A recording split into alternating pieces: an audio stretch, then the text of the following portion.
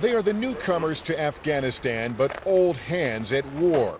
Few Army divisions have deployed into battle more than the 3rd Infantry Division. This time it is volatile southern Afghanistan, birthplace of the Taliban, where Captain Steve Nepawada leads a patrol in search of insurgent weapons caches. We got the call that we were going to Afghanistan. Everyone was excited, and we were pumped, ready to make our difference here for the first time. The 3rd ID is accustomed to those calls.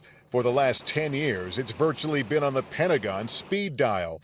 In 2003, it led off the historic invasion of Iraq, becoming the first to reach Baghdad. The first American soldiers to cross into Iraq. Business hasn't slowed down since. There were 3 more Iraq deployments to follow, and now Afghanistan. When you went to Iraq the first time, could you have ever imagined that in 2012 you'd be sitting in Afghanistan? I did not. Staff Sergeant Joseph Aiello is one of only a handful of 3rd ID soldiers remaining who are veterans of that first push to Baghdad. He's been on all but one deployment since. The hardest part about being deployed is being away from them, of course. Not having them there, not being able to go to my oldest son's soccer games, and my youngest son started preschool and everything, and not being there for them.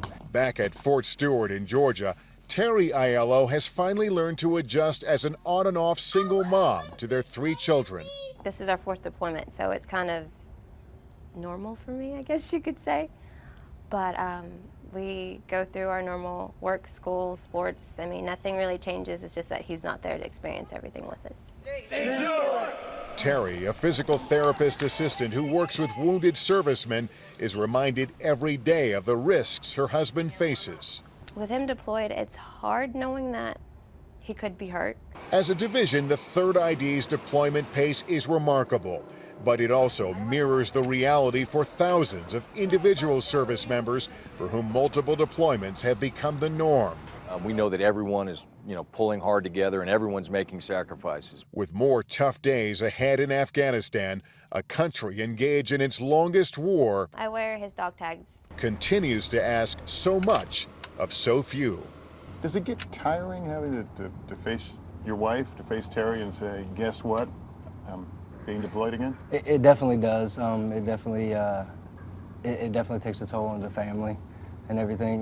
We have our own family here when we're here, though. We take care of each other. I'm proud of the things that he does. I'm ecstatic. I'm proud to say my husband's in the military. He serves his country.